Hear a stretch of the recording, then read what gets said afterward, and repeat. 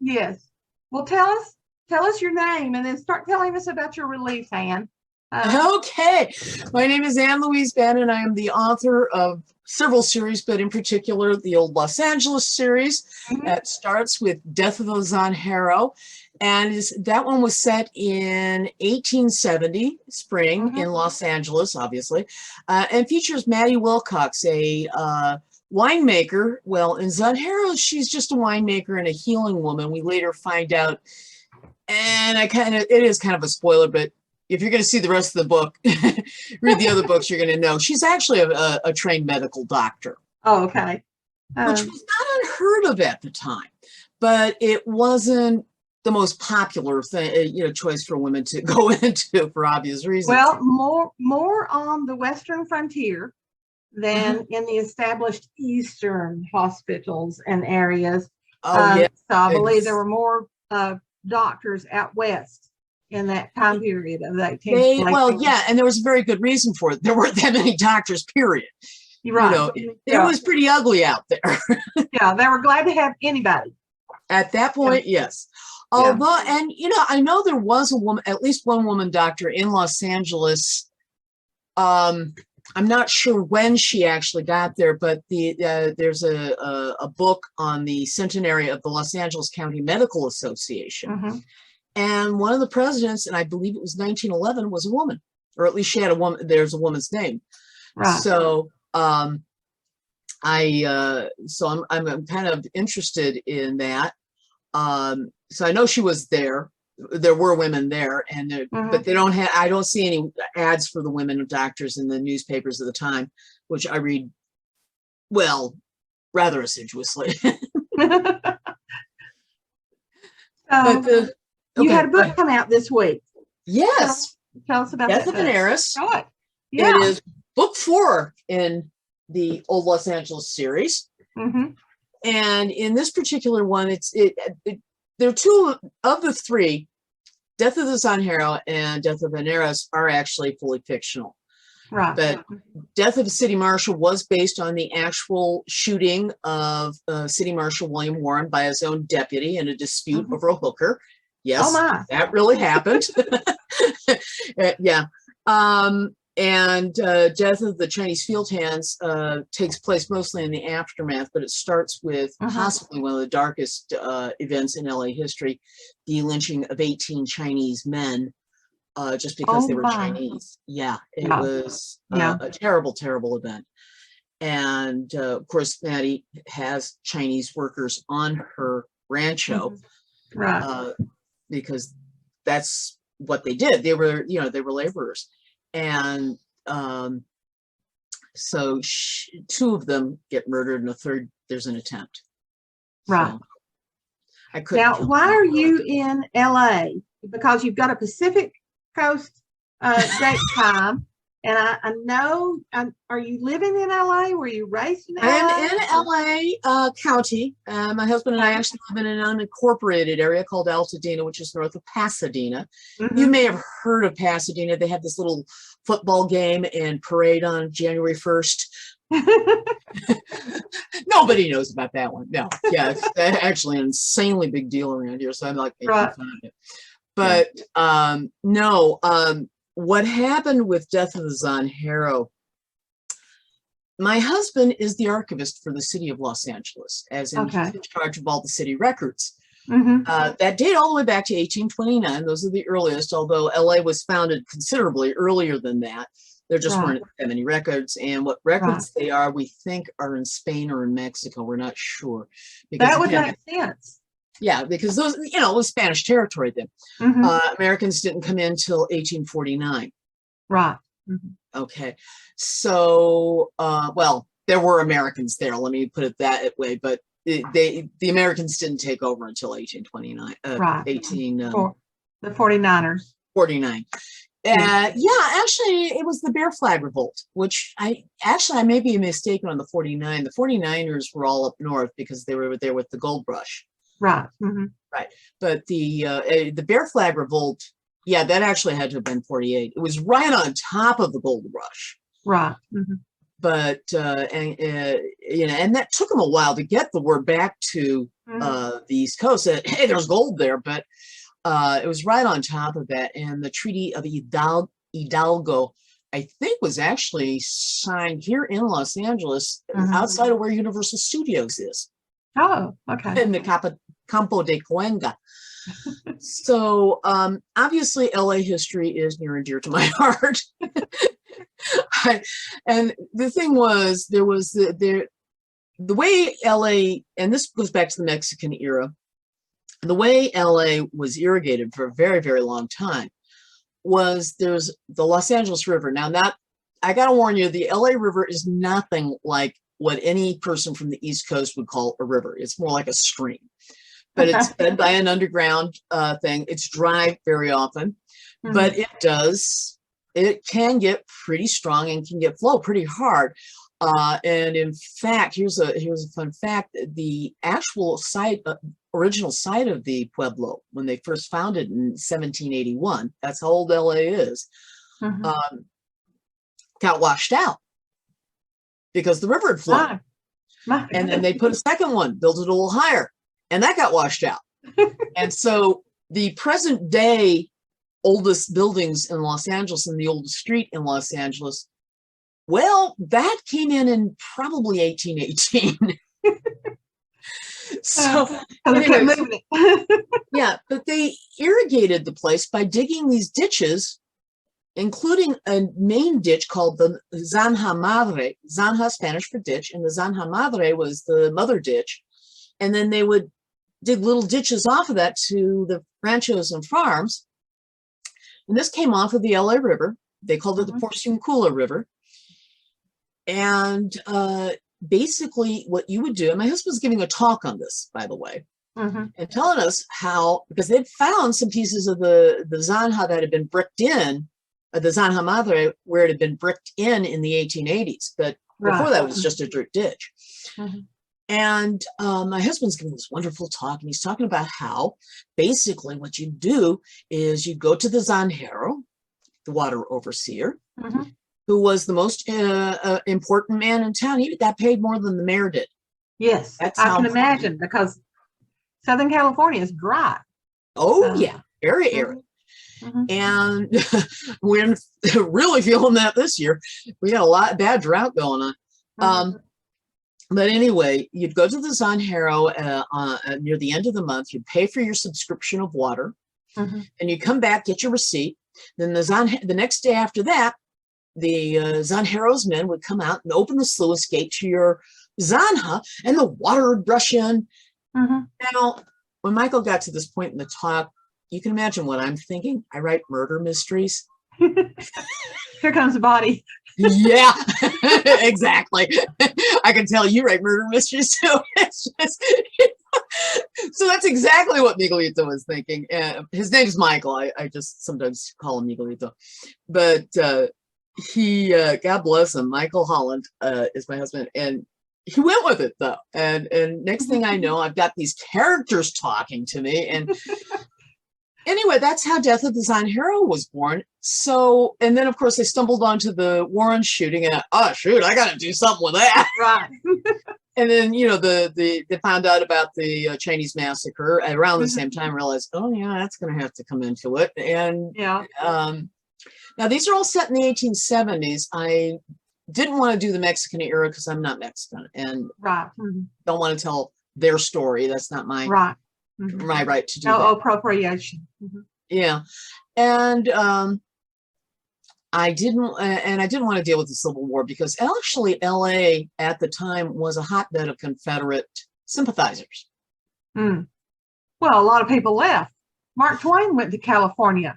Yeah, but I don't think he made it as far as Los Angeles, though. He was mostly in the northern part of the state, and of course in San Francisco, hence the infamous line. I don't know if it's probably apocryphal, but you know, the coldest winter I ever spent was a summer in San Francisco, and yes, yeah, that sounds like Twain. That definitely is Twain.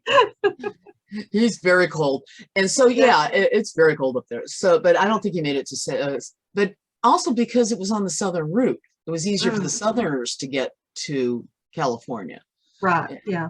than it was for them to get to Northern California. So although a lot of them went up north too, because, you know, let's face it, there was gold up there and they were trying to get gold. And a lot of people came down from the mines. And LA in the 1870s, once the Americans got there, by the way, it became this incredibly violent place. That's one of the things I always laugh about this series. I've actually got the Cabot Cove syndrome taken care of, because you know how the joke is, you know, the murder a week in Cabot Cove. Well, who wants to live there? Well, actually, I've got a realistic situation setting where you could expect to find a murder a year or two, you know, even though so you just stumbled upon this historical time period that was perfect for you. Yeah, I really did. I was thinking 1870s, and then I just, oh, that's interesting. Oh, that's interesting. And it just kind of came together. And LA's always been a very interesting place. It's a lot of people don't think of it that way. I mean, when you think of Los Angeles, you think the movies, you think Hollywood and all that stuff. Yeah. And, you know, that's a legitimate part of our history, major part of our history. It's a part.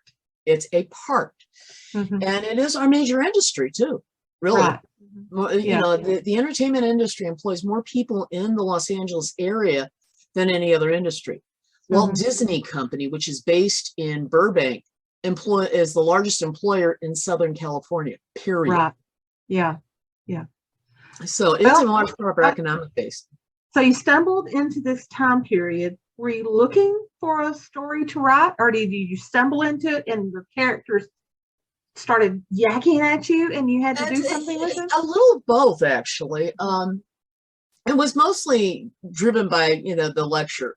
And that's when the characters started coming. But to be honest, I had been looking for a story to write based on something in the archives, because, you know, here's my husband. I've got this wonderful resource. And this gal I knew was, you know, found out that, you know, Michael's an archivist, and he's, you know, where he was working at the time. And she goes, oh, you've got to do something with that. You don't know what you've got. And I'm like, yeah, I do, honey. Don't worry about it. I just haven't found the right story yet.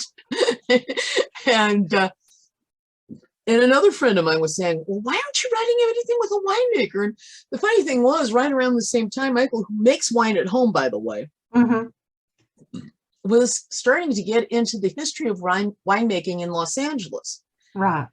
A lot of people do not know the European commercial wine industry began in California, began in LA. It did not begin in Napa. I did not know that.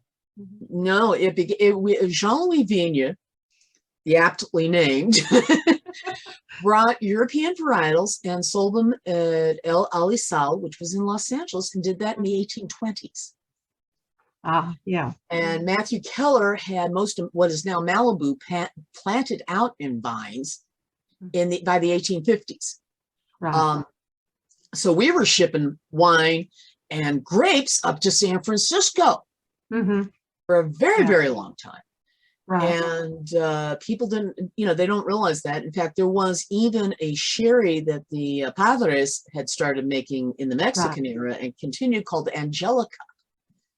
Right. And it's a fortified wine, but they were using it to, you know, for mass and things like that. But that's named for Los Angeles. Right. Angelica. Yeah. So it's, you know, so Michael's getting into the history of winemaking. I wanted to do something with a winemaker, so Maddie became a winemaker. Right. And she had to be a woman of means, because, you know, she has to have some agency. She's, you know, trying to investigate a crime here. And so I made her a widow, which I've had a lot of fun with. And and her, you know, figured out she started yakking at me. I mean, it was just that. And then Regina Medina starts yakking at me, and Angelina, and, you know, Sebastiano, and all the other characters. And there are a lot of Hispanics still in town at the time. You know, but there was this incredibly violent pueblo that, you know, with a lot of transient men. So I had a lot of fun with that too. Right. Yeah. So you almost were handed the perfect setting for yourself and time frame. And then the characters arrived and started yakking, and it was a combination of that. I mean, they started yakking first, and then I started realizing that setting really rocks. Okay, so how have you worked your publishing journey from those original ideas when you were looking and it started speaking to you? What steps did you take next on your journey? I had to do a lot of research. Mm-hmm. Fortunately, I got my husband there who's pulling things out for me and all sorts of stuff. But that, even then it wasn't complete. We're trying to figure out how the sluice gates actually worked. We had no idea. We didn't know what they were made of. And, you'd look in the city council minute, the common council minutes, excuse me. You'd look at the common council minutes and say $50 to the Zonhero for materials. Didn't say what the materials were. So I do a lot of primary document stuff. Well, my husband's, I like them anyway, truth be told. I've always liked them even before I knew my husband, but that's, kind of a big thing for both of us. Mm-hmm. And I started looking at the local newspapers. I also started reading some novels from around that time. Right. One of them in particular, one set of novels in particular was those of Louisa May Alcott. Yes. Yeah. And that really gave me Maddie's voice. Mm-hmm. And the Old Los Angeles series is told from her perspective, in her voice. She is writing her memoirs much later. And I have fun with that, but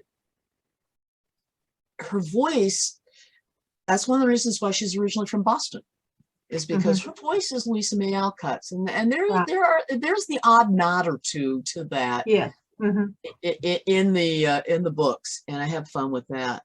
Mm-hmm. And again, Death of an Heiress, the character who unfortunately is the heiress who we lose, I had a lot of trouble killing her off. Actually, I was doing research for I was reading the local newspapers because I was reading all the press coverage of Marshall Warren's death. Yeah. And well, it wasn't technically a murder. Mm-hmm. Believe it or not, he shot first and got shot instead. So it was defense. It was not sort of. Joe Dye was screaming at the guy. What happened, and this is the real fact of what happened, is that William Warren was notorious for shooting first, asking questions later. He was a hothead and a half. Well, so was Joe Dye, his deputy, and the two had been friends. But then there were these warrants that got sworn out on this one prostitute who kept running away. And she was a Chinese prostitute, and her pimp would basically swear out that a warrant on her that she had stolen some stuff. She hadn't, but he wanted her back, and best way to get Warren and his crew, well, there's $100 in it for you if you do. So basically he swore out a bounty on her. Well, Warren twice caught her before Dye did. Dye was not happy that second time. On October 31st, he comes after Warren with a cane that he's brandishing like a cudgel. Right. And that's literally in the account. Warren! So Warren pulls a Derringer. And he's not gonna wait for Dye to get that close. Wings Dye in the forehead. Doesn't stop Dye. The guns come out. Bam, bam, bam, bam. Two deputies are wounded. Another Chinese person has gotten it in the jaw. Dye got one in the leg, and Warren's down. I'm killed. And they bring him to his house, and he expires overnight because apparently the bullet had pierced his bladder, but he didn't die right away.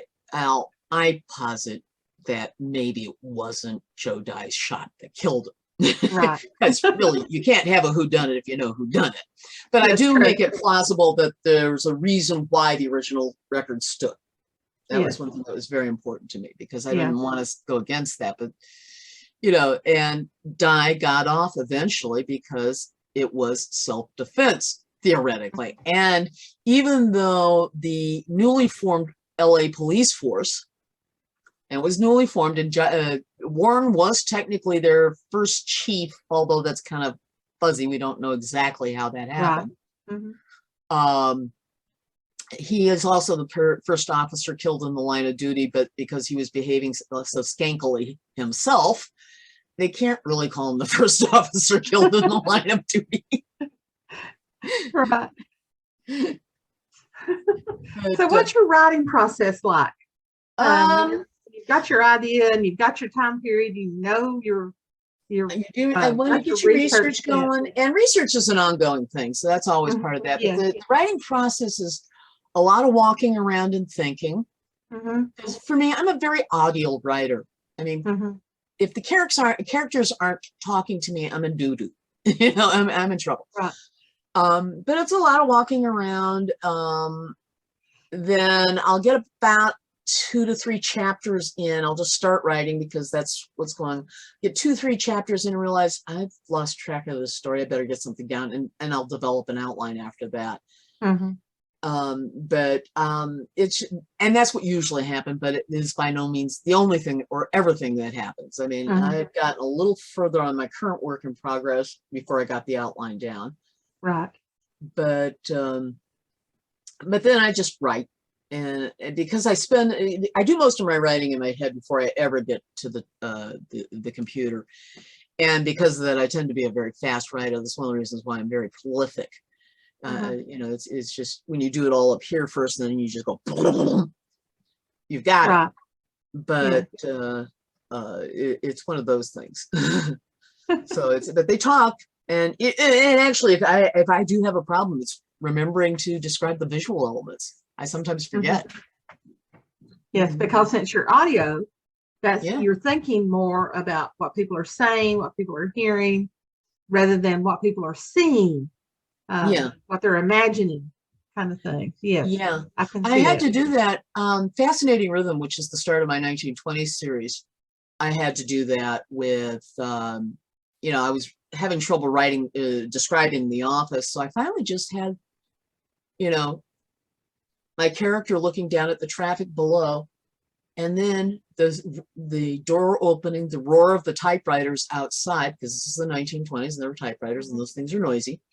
And then the muffling of it as the door shut. Right. So I was able to go, you know, so that added that twist of life, but at the same time, it went with my strength as opposed to my weakness. So. Yes, I can see how that works. What do you think is your best tool for when you're writing? Something that I've had people talk about spreadsheets. People have talked about loving Scrivener, which I just use Microsoft Word. One person talked about her ergonomic desk. She could not live without her desk. So what do you find your best tool when you're writing? I got lots of tools, and being the closet geek that I am, most of them are software, and I play with everything. It's just, right now, my favorite, I'm having a blast with the Aeon Timeline 3. And again, I have it both in, well, you can't see it, but I'm at my desk right now.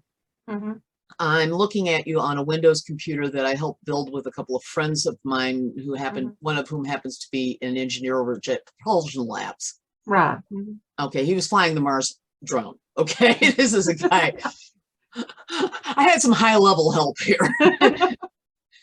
Because I'm not, see, the thing is, compared to most writers and most people my age, I am a total geek.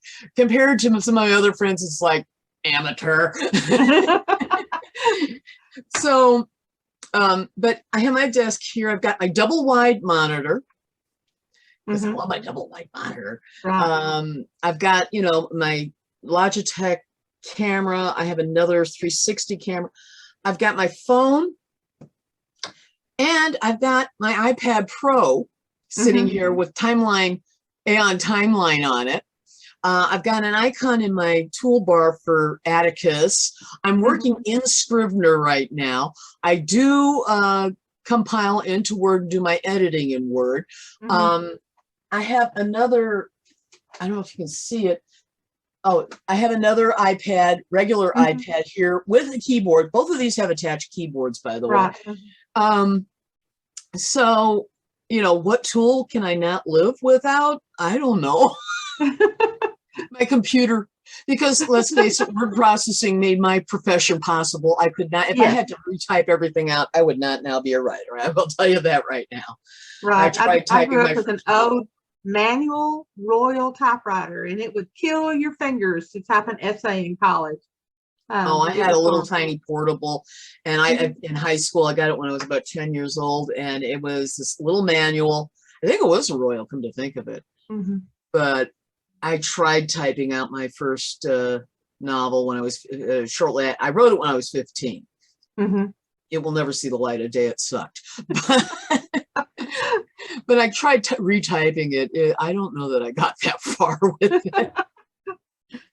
I wrote my first novel in middle school. Oh my God.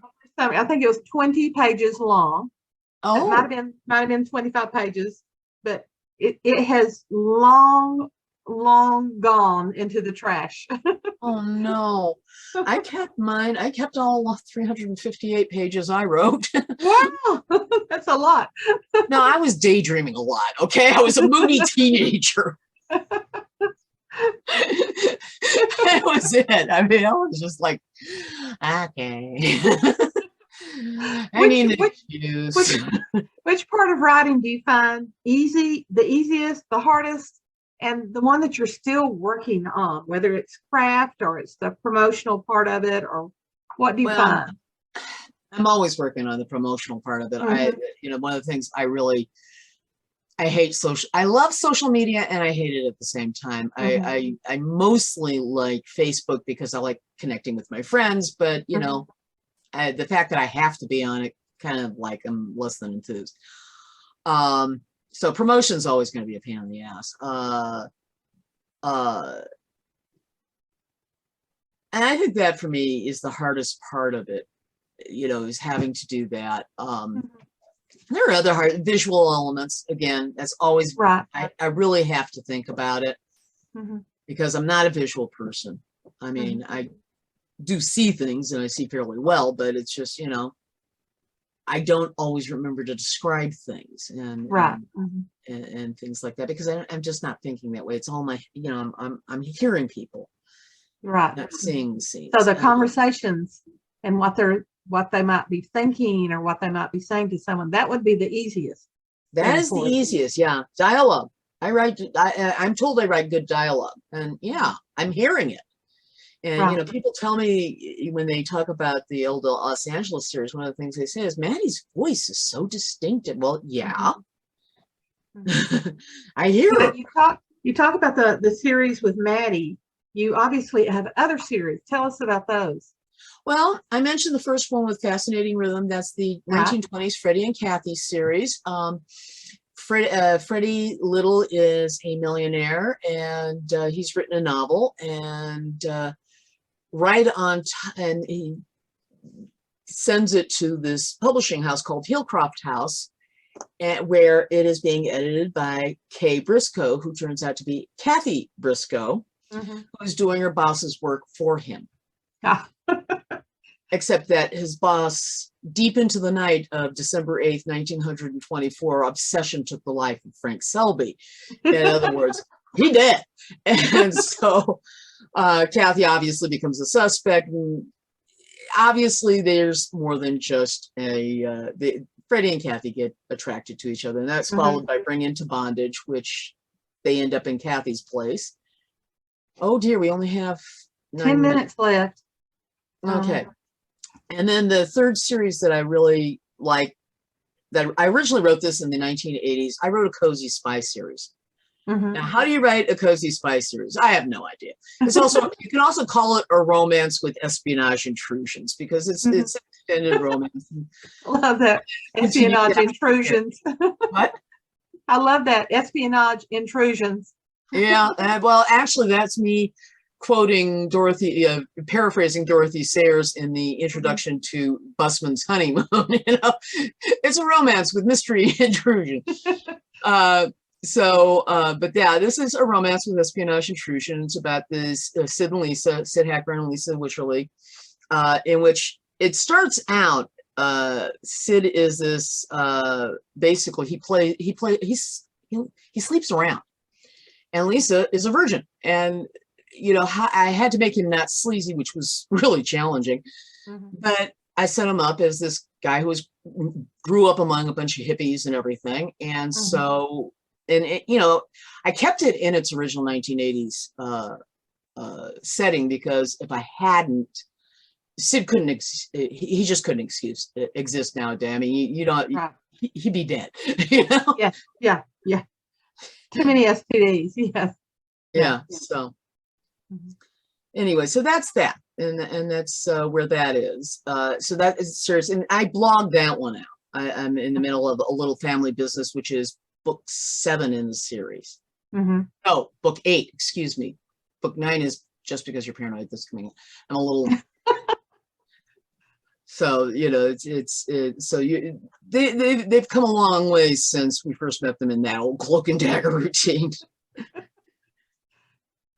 Do you have difficulty switching from series to series when you get an idea for, you've been working perhaps in the 1870s time period, and all of a sudden you have an idea for the 1920s? Is it difficult for you to switch? No, not really. Again, because I'm audially oriented, and Lisa, who describes things in the 1980s, who is part of that series, she's got a very distinctive voice. Sid has a very distinctive voice. Freddie and Kathy also have a very distinctive voice, and also keep in mind that one is the one series that is third person narrative. So it's really easy for me to switch. Also, the time periods are very, very different. Yes, they are. Things are, the challenge with the 80s series is remembering what technology was available and what wasn't. Yes. But that's easily looked up. That's a blast. So, it's actually pretty easy. I again, and a lot of it, again, because I hear it. It's very, each character is very distinct for me. So, right. How do you maintain productivity? Do you work every day, or do you take time off, or what? Well, I try to take my weekends off. Right. Because that's just healthy. That doesn't mean I always do. In fact, I'll probably be. In fact, I've got my launch party tomorrow. So there's that. I block off my day in 1.5 hour chunks. Email filing in the morning, then 2 chunks of time for a project or projects. Getting my blog posts written and all that stuff. And then I try and usually succeed to have sacred writing time at the end of the day. I used to do it first thing in the morning, except then I'd get so excited about writing I wouldn't stop, and then other things wouldn't get done that needed to be. Yes. Kind of a problem. The nice thing about the end of the day, I can keep going after dinner. So, but I do have to stop to make dinner and have dinner with my husband, because, he's a nice guy. He's supporting me. I've got to be nice to him. And it's easy to do because he's a nice guy. So. Okay. Do you do a certain number of words per day, or do you do a time period? I try not to, because I get neurotic. That's the one disadvantage I'm finding with Scrivener. It's really easy to tell how much I've written each day, and I get neurotic. And I think, I haven't written enough. No, you wrote the scene you needed to write. Get over it. So that's the tough thing. And there's always interruptions. I mean, do I have time for the chicken story? Yes, I think you do. Okay. My husband used to raise chickens. We're probably getting some more soon. But one of them got loose one day while in the middle of sacred writing time. And I could hear the dog going nuts in the backyard, because Toby Wan loves chicken for lunch. Okay. I love Toby Wan. Oh, Toby Wan's a darling, but he loves chicken for lunch. And, so I got the dog hauled into the house and sequestered in the back, and he's going nuts. He's a basset hound, so he's got that howl, and so he's going nuts. And I'm trying to get the chicken back into the side yard, because what happened, it had gotten loose because it had grown wings, and they fly. Now, keep in mind, I hate chickens. I am perfectly okay with chickens on little styrofoam trays, okay? That's how I want to deal with chicken. Frozen, okay? I'm good with that. But I hate chicken. And so this damn Biddy, I was so mad. And I'm trying to get, those things haul birdie butt. That's even without flying. So I get it cornered into the side yard, get the gate open, and the damn thing had run away. I don't want to get the other chickens out of it. So finally the back door happened to be open, and we have a front loading washer, and we keep the door of the front loading washer open because it smells otherwise, right? That's right. So the damn bird gets in there. Next thing I know, it's in the front loading washer. I looked at the chicken. I thought, let's see, that's not that's not a vacuum in there. Okay. I'm sorry. F it, slammed the door to the washer, went back and finished writing. You had him corralled. I had the little bugger corralled, then had to go back and actually handle the little thing. Yeah. Then I got it out and got it into the side yard. But yeah, Michael was a little nonplussed about there being a chicken in the washer.